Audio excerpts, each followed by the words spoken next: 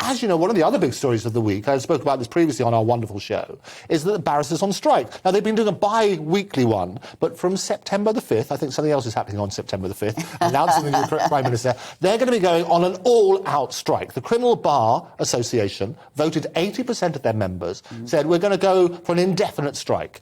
And this is going to be a massive thing, because what's happening is that, and we talked about this last time, the image of lawyers with lark's tongue in aspic and swimming in Cristal champagne, that's true for maybe some lawyers, some included. 2% of the profession earn over $1 million, but 12% earn less than 30,000. And actually what the Criminal Bar Association said is that about the younger people in their first 3 years are actually learning less than £12,500. So they're below the poverty line. In fact, you would earn more as a barrister in a coffee shop than you would as a barrister in court. And that's the problem.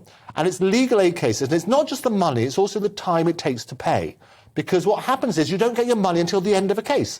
And if a case could go on for a very long period of time. And we are losing people in the profession at a terrible rate. So it's hemorrhaging talent as a result of the poor pay. Okay. Well, does there need to be some... I mean, I've seen some of the legal aid companies that are at the top. There's some of the top... Some legal firms are creaming off a massive amount in legal aid. So there seems to be a poor spread between the top and the bottom. And does it just need to be evened out? No, it's an absolutely fair thing. And so what's been offered? They've been offered 15%, and they're asking for 25%. But these percentages are irrelevant until you look at the actual figures.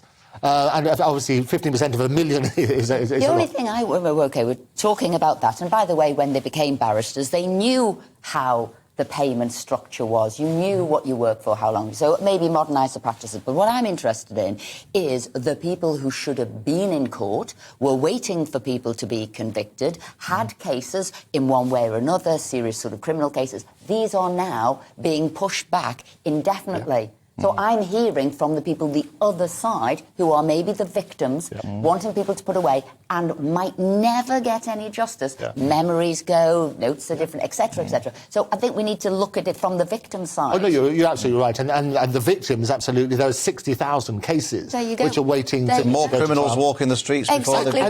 No, it's scandalous. We need to address both, and in the same way as other professions and so on and so forth, they need to get a fair wage for what happens. Crime doesn't pay, not only for the criminals, but nor for the criminal barristers either.